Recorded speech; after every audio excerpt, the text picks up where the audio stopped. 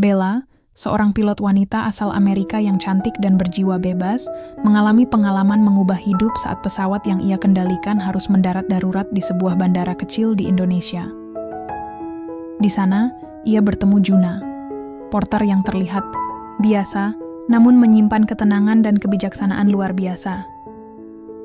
Seiring waktu, Bella bukan hanya tertarik pada Juna, tapi juga mulai membuka diri pada nilai-nilai Islam yang Juna hidupi dengan penuh kesederhanaan. Ketika Bella memutuskan untuk memeluk Islam dan memperjuangkan cinta mereka, rahasia besar Juna terungkap. Ia ternyata mantan pilot yang kehilangan segalanya dalam kecelakaan tragis. Namun justru dari kehilangan itu, mereka berdua menemukan makna sejati dalam hidup dan cinta.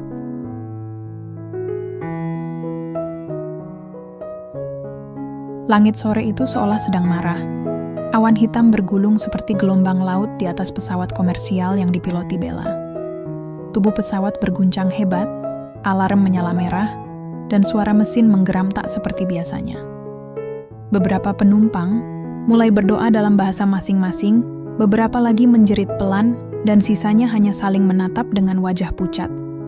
Bella menggenggam kontrol kemudi dengan tangan gemetar, tapi matanya tetap fokus. Tower, ini flight 712, kami mengalami kerusakan mesin, membutuhkan izin pendaratan darurat. Segera! Suara dari menara kontrol terdengar samar melalui radio yang dipenuhi gangguan cuaca. Kami tangkap flight 762, arahkan pesawat ke Bandara Palasari. Koordinat sudah dikirim, landasan pendek tapi bisa menopang. Bella belum pernah mendengar nama bandara itu. Bahkan ketika melihatnya dari layar navigasi, tempat itu hanya titik kecil di tengah hamparan hijau. Tapi dalam kondisi begini, ia tak punya pilihan lain. Copy that, mengalihkan arah ke Palasari. Ia menghela napas pelan, mencoba menenangkan detak jantungnya yang seperti jenderang perang. 45 menit kemudian, roda pesawat menyentuh landasan dengan suara berdecit panjang. Penumpang serentak bertepuk tangan lega. Meski sebagian besar tak tahu bahwa tadi nyawa mereka nyaris tergantung di ujung sehelai benang. Bella mematikan mesin dan membuka pintu kokpit. Tubuhnya lelah luar biasa, tapi ia tetap berdiri dengan tenang menyapa penumpang yang mulai turun. Ia selalu begitu, profesional sampai akhir. Di bawah, seorang pria dengan rompi hijau neon dan topi lusuh berdiri di pinggir tangga pesawat. Ia membawa papan nama karton bertuliskan Flight 712, Welcome to Palasari. Senyumnya lebar dan hangat, kontras dengan cuaca yang masih gerimis. Selamat sore, Kapten, sapa pria itu dalam bahasa Inggris yang lumayan lancar. Saya Juna, porter di bandara ini. Butuh bantuan? Bella mengangguk pelan. Yeah, I guess I do. Bandara Palasari bukan bandara sungguhan. Lebih tepatnya, bandara lokal yang lebih sering didatangi pesawat kargo atau evakuasi medis. Ruang tunggunya kecil, bangkunya besi tua, dan tidak ada wifi, apalagi lounge first class. Tapi anehnya, Bella merasa damai di sana. Mungkin karena semua orang tampak ramah, mungkin juga karena akhirnya ia bisa bernapas lega setelah momen nyaris maut di langit tadi. Juna membantu membawa koper kecil Bella, lalu mengantarnya ke ruang istirahat pilot yang sederhana namun bersih. Kami sudah hubungi maskapai Anda. Mereka bilang, pesawat pengganti akan tiba 3 hari lagi. Jelas Juna. 3 hari? Bella mengerutkan alis. Ya, tapi jangan khawatir. Di sini aman, tenang. Dan udara segar, katanya sambil tersenyum. Seolah cuaca mendung itu tidak sedang terjadi. Bella memandang pria itu sejenak. Juna berusia sekitar awal 40-an. Kulitnya sawo matang dan wajahnya tenang seperti kolam tanpa riak. Bukan tipe pria yang biasa menarik perhatian Bella, tapi ada sesuatu dari caranya bicara yang entah bagaimana menenangkan. Malam itu Bella duduk di luar ruang istirahat, menatap langit, Palasari yang gelap. Tak ada suara kendaraan, hanya jangkrik dan angin lembut yang meniup rambutnya.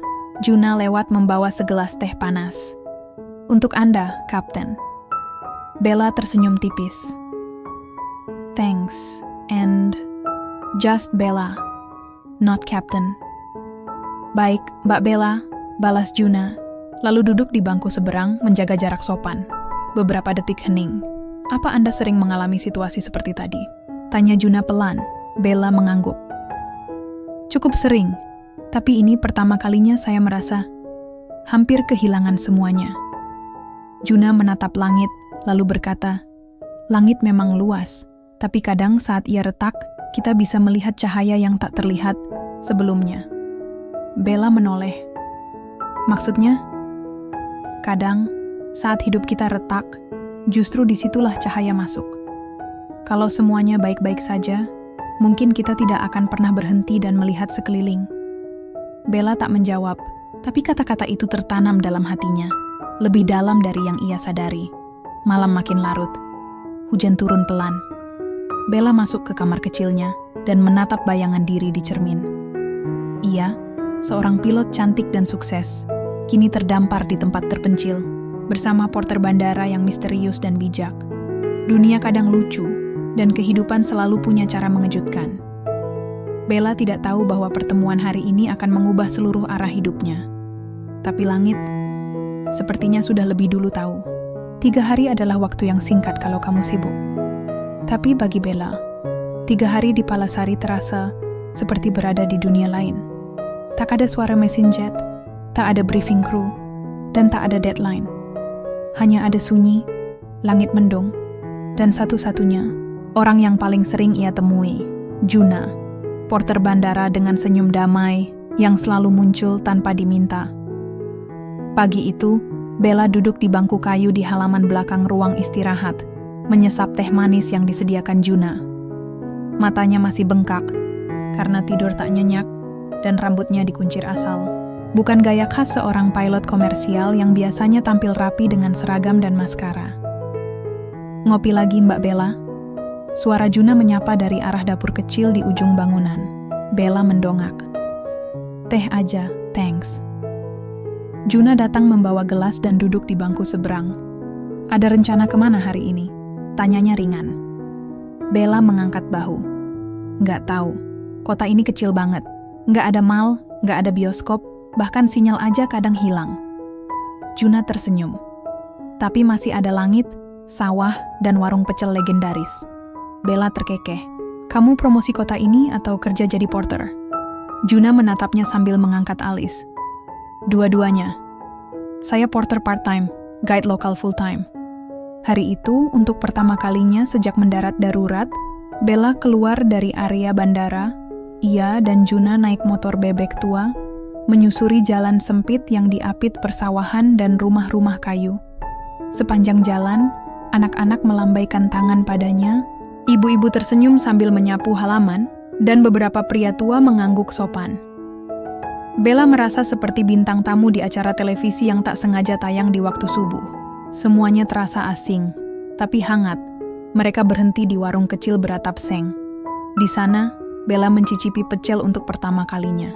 Nasi, sayuran rebus, dan sambal kacang yang membuatnya berkeringat, tapi tak bisa berhenti makan.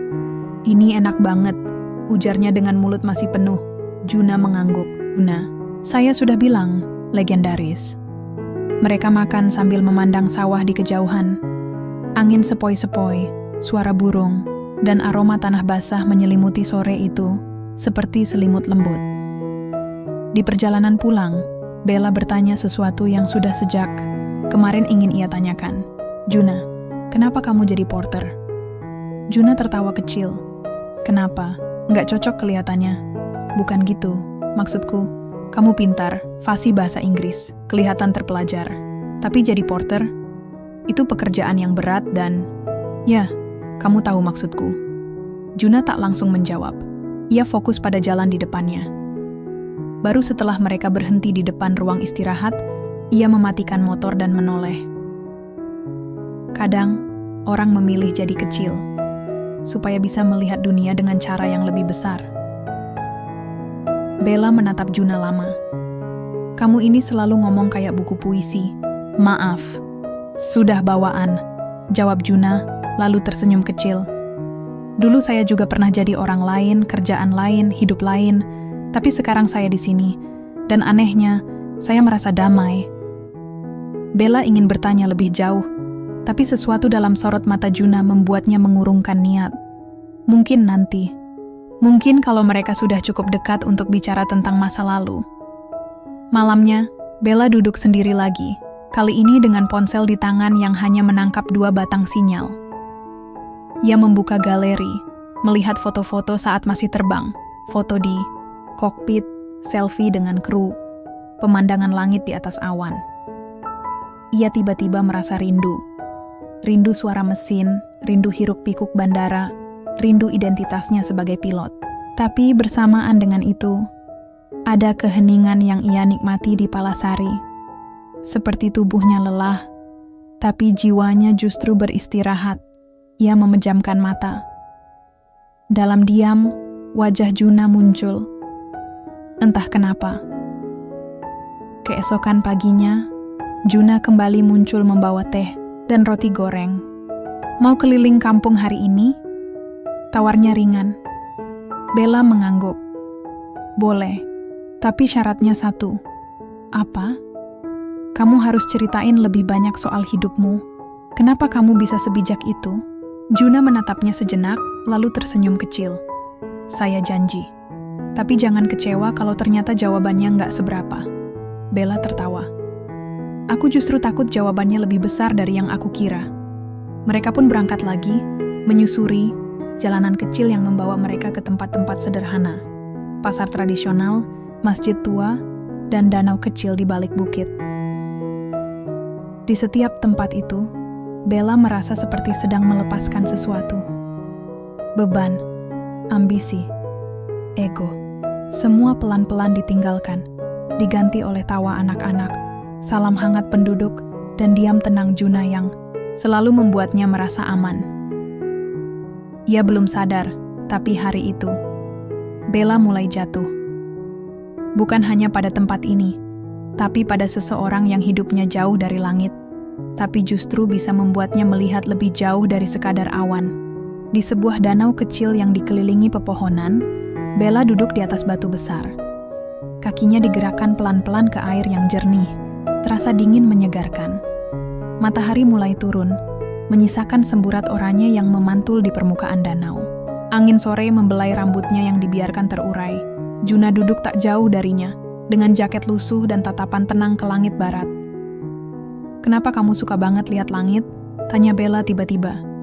Juna menoleh, tersenyum. Karena langit nggak pernah sama, tapi selalu ada. Bella menatap Juna cukup lama sebelum kembali memandangi danau. Kamu pernah terbang? Tanyanya lagi, mencoba menggali lebih dalam. Juna diam, sejenak. Pernah, tapi cuma sebentar. Penumpang? Juna tersenyum samar. Enggak, dulu aku yang nerbangin. Bella menoleh cepat. Kamu pilot? Juna hanya menatap langit, tak menjawab. Tapi dari cara dia diam, Bella tahu itu bukan bercanda. Terus, kenapa kamu sekarang jadi porter? Tanyanya. Pelan, tak ingin terdengar menghakimi. Juna hanya menarik napas panjang. Ada hal-hal yang nggak bisa dijelaskan cuman lewat kata-kata Bella, katanya akhirnya. Kadang hidup bikin kita jatuh, dan pilihan satu-satunya adalah berdiri lagi, walau di tempat yang berbeda. Bella terdiam. Angin meniup pelan. Ucapan Juna terasa seperti sesuatu yang pernah ia pikirkan diam-diam, tapi tak pernah bisa ia ucapkan. Ia tahu rasa itu. Saat kehilangan arah, saat bertanya-tanya, apa aku ini cuma seragam dan status? Atau ada aku lain yang lebih dalam? Di warung kecil dekat danau, mereka duduk sambil makan gorengan dan minum kopi. Kalau kamu sendiri kenapa jadi pilot? Tanya Juna sambil mengunyah tempe mendoan. Bella tersenyum. Awalnya, karena keren. Bisa jalan-jalan gratis, pakai seragam, semua orang hormat. Tapi makin kesini, aku ngerasa kayak robot, hidup di atas awan tapi kosong. Juna mengangguk, memandangnya dalam. Kamu nyasar ke sini bukan karena mesin rusak, Bel, katanya pelan. Tuhan sengaja mendaratkanmu di sini. Bella tertawa kecil.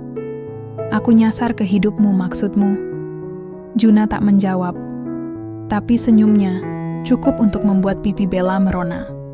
Malamnya, Bella tidur lebih cepat dari biasanya. Tapi sebelum itu, ia membuka laptopnya dan mengetik kata Islam di kolom pencarian. Sebuah dorongan yang datang begitu saja, mungkin karena sering melihat Juna sholat diam-diam di sudut ruangan, atau karena ketenangan aneh yang ia rasakan setiap kali bersama Juna. Ia menemukan video singkat tentang makna Islam, tentang berserah diri, tentang kedamaian, tentang Allah yang maha mengetahui isi hati. Ia menonton dalam diam, lalu memejamkan mata. Di ruang asing, di negeri yang jauh, Bella merasa sedang dibimbing pulang. Bukan ke tempat, tapi ke dirinya sendiri. Keesokan harinya, Bella meminta Juna mengajaknya ke masjid tua yang mereka lewati kemarin.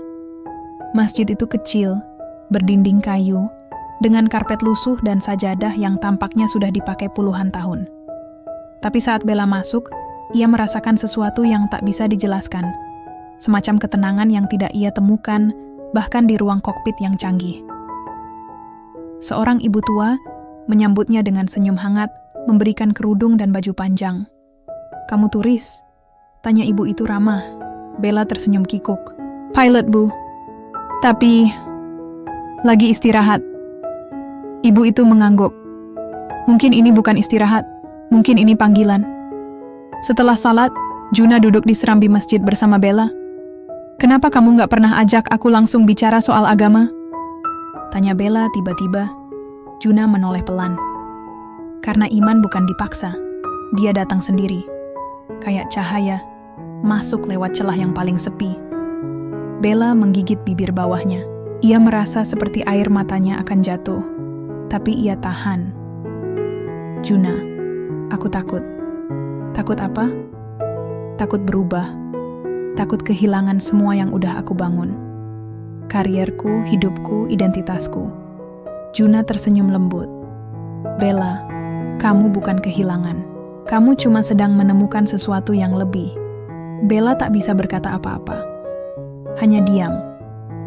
Tapi dalam hatinya, seolah ada pintu yang mulai terbuka sedikit demi sedikit. Sore itu mereka kembali ke danau. Duduk di batu besar yang sama. Di bawah langit yang sore ini lebih merah dari biasanya. "Namamu siapa, Juna?" tanya Bella tiba-tiba. "Maksudku, nama lengkapmu." Juna tersenyum kecil. "Junadi Al-Fatah." Bella mengangguk. "Keren juga. Makasih." "Kalau aku jadi mu'alaf, kamu kasih aku nama?" tanyanya lagi. Pelan, malu-malu. Juna menoleh, menatapnya lama. "Kalau kamu siap, aku akan kasih nama yang paling indah yang pernah aku dengar." Bella tersenyum. Dan untuk pertama kalinya, ia merasa mungkin ia tak lagi tersesat. Hari-hari berlalu seperti angin sore yang menyentuh wajah, tenang, hangat, dan perlahan membawa perubahan. Bella mulai terbiasa dengan suasana kota kecil ini. Tak ada suara mesin jet, tak ada interkom kabin, tak ada suara kontrol lalu lintas udara. Hanya adzan dari masjid, suara ibu-ibu menumbuk cabai di belakang rumah, dan suara Juna saat menyapa tiap orang dengan senyumnya yang khas. Dan entah sejak kapan, Bella mulai merindukan semua itu setiap kali bangun pagi. Pagi itu, Bella berdiri di depan cermin. Ia mengenakan kerudung untuk pertama kalinya, walau masih canggung dan bentuknya miring-miring. Ia tertawa sendiri, lalu memanggil Juna yang sedang menyapu halaman depan penginapan. "Juna, lihat deh," katanya dari jendela. Juna menoleh, lalu mendekat sambil terkekeh kecil. Mirip ibu-ibu pengajian godanya. Bella memutar mata. "Aku serius." "Aku juga," balas Juna sambil menatapnya lembut. "Kamu cantik, Bel. Tapi yang paling cantik itu niat kamu." Bella diam, matanya hangat. "Aku udah pikirin semuanya," katanya pelan. "Aku mau belajar lebih dalam tentang Islam. Tapi bukan karena kamu, karena aku ngerasa ini sesuatu yang benar, sesuatu yang bikin aku damai." Juna tersenyum. Kali ini tidak menggoda. Tatapannya penuh kebanggaan dan haru. "Kamu tahu, ucapnya. Dalam Islam, ketika seseorang masuk Islam, dosa-dosanya yang lalu dihapus. Seolah dia lahir kembali. Bella menatapnya. Berarti aku butuh nama baru? Juna mengangguk pelan. Kalau kamu mau, aku punya satu nama yang indah. Bella memiringkan kepala. Apa? Samira, jawab Juna. Artinya, teman dalam malam yang sunyi. Karena kamu datang saat aku sendiri, dan kamu membawa cahaya ke hidupku lagi. Bella tak bisa menahan air matanya. Ia menunduk, menyeka pipinya. Kalau gitu, mulai hari ini, aku Samira. Juna mengangguk. Selamat datang, Samira. Dan langit di atas mereka tampak lebih terang dari biasanya. Hari-hari berikutnya diisi dengan kegiatan yang berbeda dari biasanya. Bella, atau kini Samira, mulai belajar mengucapkan kalimat syahadat dengan benar. Ia ditemani oleh ustadzah muda bernama Bulila, guru ngaji di kampung itu yang sabar dan selalu tersenyum hangat. Islam itu bukan sekadar tentang salat dan puasa, ujar Bulila suatu sore, tapi tentang hati yang berserah, tentang menyadari bahwa kita ini kecil dan Allah itu besar. Samira mendengarkan dalam diam, menyimak setiap kalimat seperti sedang menemukan bagian yang selama ini hilang dalam dirinya. Malamnya, di bawah, langit yang gelap namun penuh bintang, Samira salat pertamanya. Canggung, gerakannya tak sempurna, tapi air matanya tak henti jatuh. Dan Juna, dari kejauhan, melihatnya dengan hati yang penuh syukur. Ia tahu, sesuatu dalam hidupnya telah berubah. Beberapa hari kemudian, Samira resmi mengucapkan 2 kalimat syahadat di depan saksi di masjid kecil itu. Tak banyak yang datang, hanya beberapa warga kampung, Bulila, dan tentu saja Juna. Setelah itu semua orang berkumpul makan bersama. Nasi kuning, ayam goreng, sayur asem, dan tawa hangat yang membuat Samira merasa seperti di rumah. Dulu aku pikir dunia cuma punya satu bentuk kebahagiaan, ucapnya pada Juna di pinggir masjid. Tapi ternyata, kebahagiaan itu bisa sesederhana makan bareng orang-orang yang tulus. Juna mengangguk. Kebahagiaan sejati itu nggak ribut. Dia diam-diam hadir, dan kamu baru sadar setelah lama. Samira menatapnya. Aku bersyukur ketemu kamu, Jun. Juna terdiam, lalu pelan berkata, aku juga bersyukur, tapi aku belum jujur sepenuhnya ke kamu. Samira mengernyit. Maksudnya? Juna menunduk, menatap tanah. Ada bagian dari hidupku yang belum kamu tahu. Bagian yang mungkin akan bikin kamu lihat aku dengan cara yang berbeda. Samira menatap Juna lebih lama, ingin bertanya lebih jauh. Tapi sebelum itu terjadi, suara Bulila memanggil mereka untuk berfoto bersama. Besok aja ceritainnya, ujar Juna, menatap Samira lembut. Samira mengangguk pelan, tapi di hatinya mulai tumbuh rasa penasaran dan kegelisahan kecil. Malam itu, untuk pertama kalinya sejak mendarat darurat, Samira membuka kopernya dan melihat seragam pilotnya. Ia menyentuh lencana emas, bertuliskan, Captain Bella Hawkins. Bella sudah tiada, bisiknya sendiri. Sekarang, aku Samira. Tapi, aku siap dengar masa lalu siapapun, termasuk kamu, Juna. Namun jauh di dalam hatinya, ia tahu, kata-kata Juna sore tadi bukan sekadar basa-basi. Ada sesuatu. Dan ia tak sabar, sekaligus takut, untuk mengetahuinya. Hari itu hujan turun tanpa aba-aba. Seperti perasaan yang tiba-tiba datang dan tak bisa ditahan. Samira duduk di teras penginapan, memandangi air yang menetes dari ujung atap. Di tangannya ada secangkir teh jahe, hangat tapi tak cukup untuk menenangkan isi kepalanya yang mulai gaduh. Sudah 3 hari sejak Juna berkata ada sesuatu yang ingin dia ceritakan, tapi setiap Samira tanya, jawabannya selalu, nanti, ya. Dan malam ini Samira memutuskan untuk tidak menunggu lagi. Jun, kita bisa ngobrol sekarang? Tanyanya saat Juna pulang dari masjid. Juna menatap Samira lama, lalu mengangguk. Ayo, mereka duduk di pendopo kecil dekat kebun belakang penginapan. Di sekeliling mereka, Suara jangkrik dan gemericik air jadi latar suasana yang anehnya menenangkan sekaligus menegangkan. Samira membuka lebih dulu. Aku siap dengar apapun yang kamu mau cerita. Serius. Juna tersenyum kecil. Tapi senyumnya tak sampai ke mata. Lalu, ia mulai bicara. Aku bukan porter biasa, Samira. Aku dulunya pilot, seperti kamu. Dada Samira langsung mengencang. Mulutnya sedikit terbuka. Apa? Namaku lengkapku, Junaidi Ramadan. Dulu aku kerja di maskapai nasional. Terbang keliling dunia. Hidupku dulu gemerlap, cepat, dan penuh kesombongan. Juna menarik napas. Matanya menatap ke gelapnya kebun. Sampai suatu hari, aku mengalami kecelakaan. Pesawat yang aku kendalikan mengalami kerusakan sistem. Aku panik. Aku membuat keputusan salah. Dan akibatnya, satu penumpang meninggal. Samira menutup mulutnya. Ia tahu, ini bukan cerita yang ringan. Aku nggak masuk penjara, karena tim teknis membuktikan bahwa sistem avionik rusak total. Tapi aku kehilangan lisensi terbang. Aku kehilangan pekerjaan. Dan lebih dari itu, aku kehilangan kepercayaan pada diriku sendiri. Ia tertawa hambar. Aku pindah ke kota ini, kerja jadi porter, ngangkut koper, ngelap jendela, bantu orang yang kesusahan. Karena itu yang bisa kulakukan tanpa takut menyakiti siapapun lagi. Samira menatapnya lama. Dadanya sesak, bukan karena kecewa, tapi karena membayangkan beban yang dipikul Juna selama ini sendirian. Kamu nggak harus sendirian, Jun, katanya akhirnya. Suaranya pelan, tapi penuh empati. Juna menggeleng.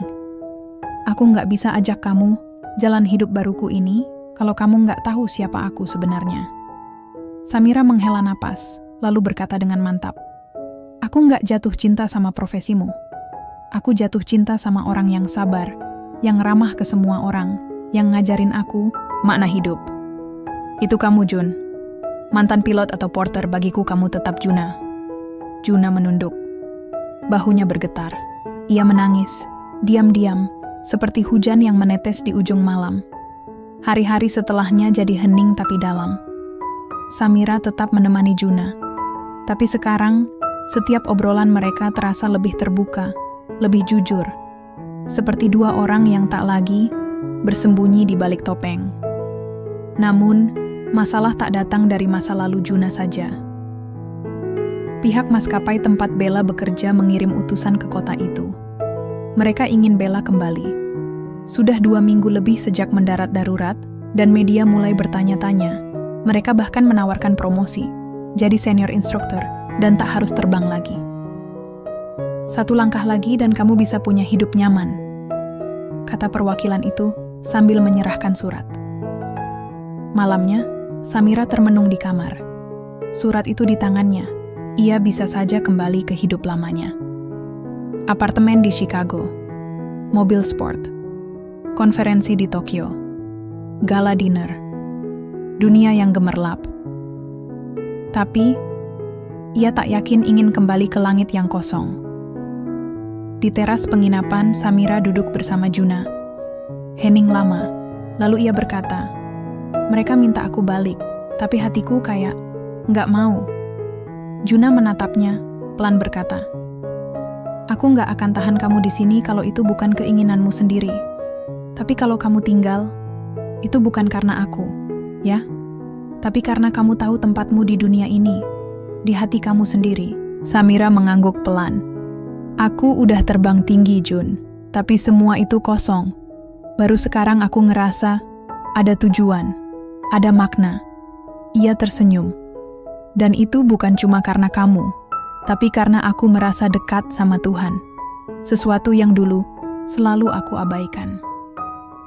Juna tak berkata apa-apa. Tapi ia menatap Samira seperti melihat seseorang yang luar biasa kuat dan tulus. Mereka tak perlu menyebut kata cinta malam itu. Karena cinta itu sendiri terasa hadir di antara mereka. Namun tak lama kemudian, berita mengejutkan datang.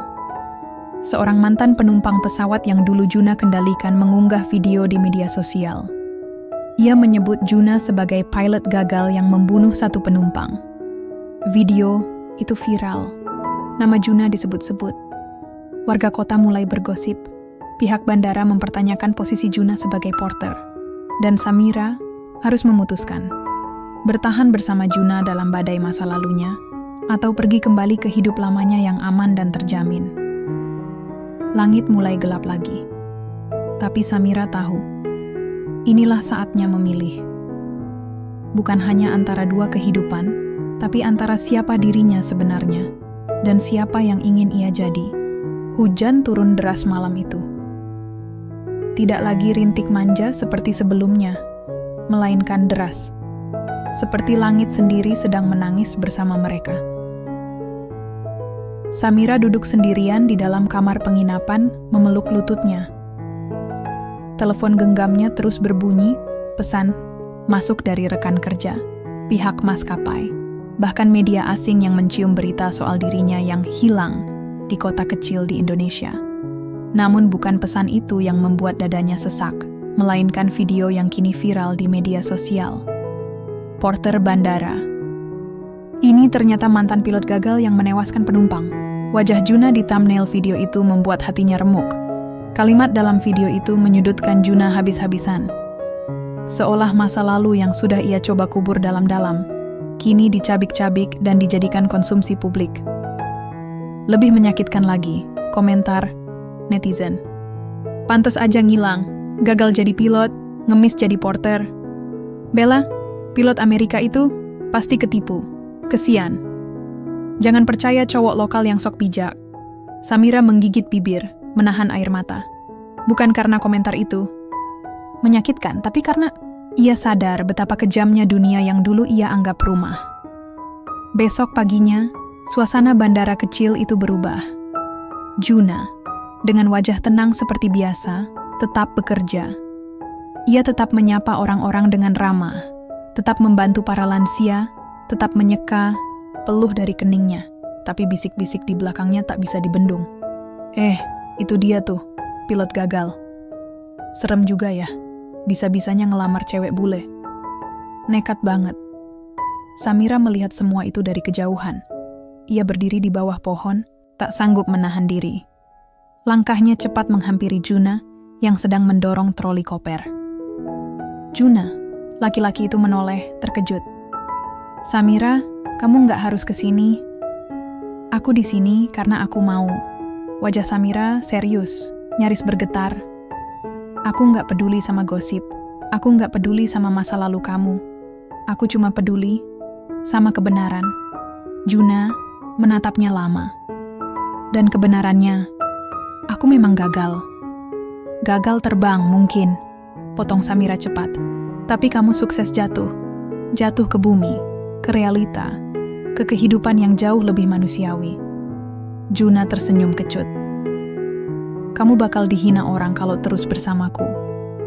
Samira menarik napas panjang. Aku juga dihina waktu aku bilang pengen masuk Islam. Aku dikatain pengkhianat budaya, sok spiritual, cari sensasi. Tapi kamu tahu apa yang lebih menyakitkan? Apa?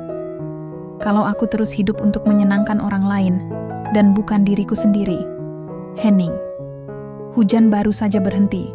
Langit cerah perlahan, tapi belum sempurna. Samira melanjutkan, aku belajar banyak di sini. Dari kamu, dari caramu menghadapi dunia. Kamu jatuh, iya, tapi kamu berdiri lagi. Dan buatku, itu lebih gagah daripada siapapun yang cuma duduk di kokpit dan terbang tinggi tanpa pernah tahu bagaimana rasanya jatuh. Beberapa hari kemudian, Samira menerima undangan resmi dari maskapai untuk hadir dalam konferensi pers. Ia datang, berpakaian rapi, dengan kerudung putih lembut yang menyempurnakan wajahnya. Keputusan besar sudah ia ambil. Saat sesi tanya jawab, wartawan bertanya, Miss Bella, setelah semua ini, apa Anda akan kembali ke dunia penerbangan? Samira tersenyum, lalu berkata pelan, tidak, aku memilih berhenti, karena aku sudah menemukan langit yang sesungguhnya. Di bumi. Kamera klik. Wartawan terpana. Aku memilih hidup yang membuatku dekat dengan Allah. Aku memilih belajar, Aku memilih mencintai seseorang yang mengajariku makna keberanian, bukan di udara, tapi di daratan yang keras ini. Suaranya bergetar sedikit. Aku memilih Islam, dan aku memilih Juna. Usai konferensi, Samira kembali ke penginapan.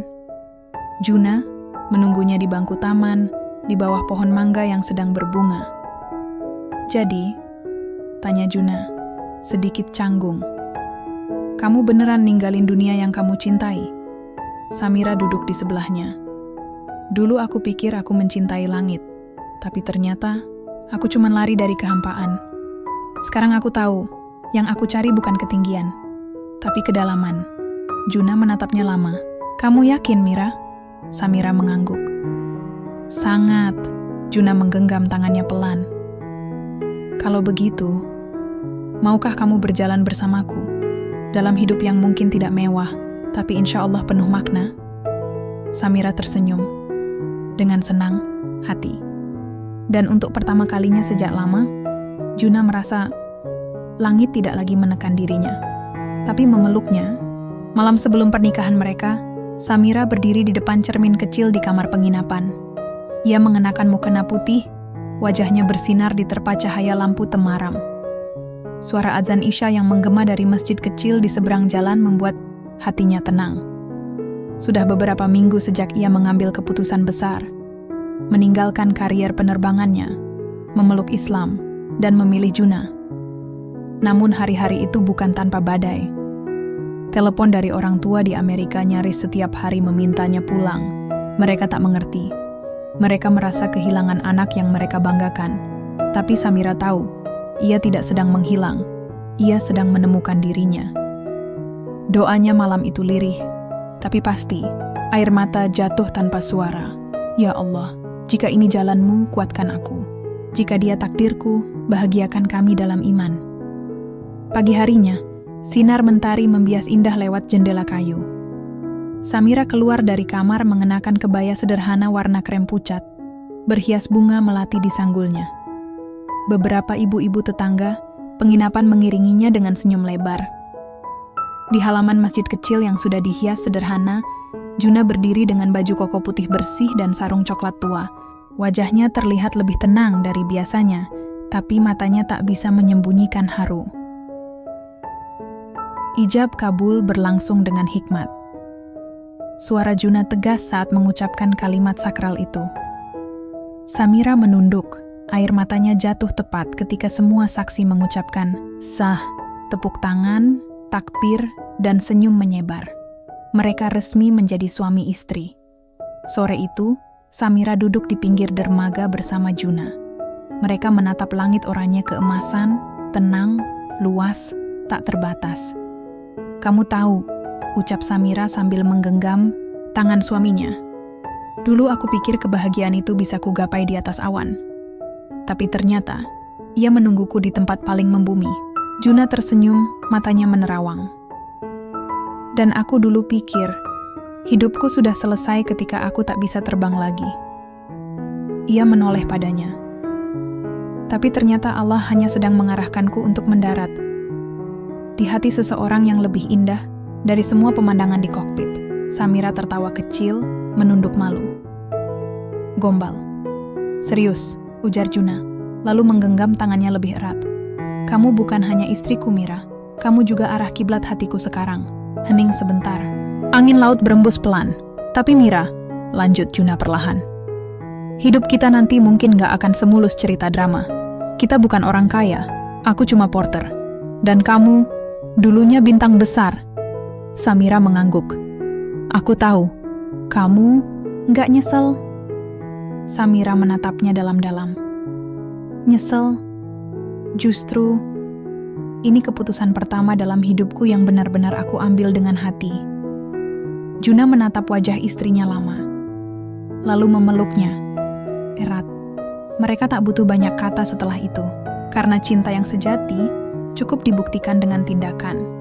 Bukan janji muluk, tapi ketulusan yang hadir setiap hari.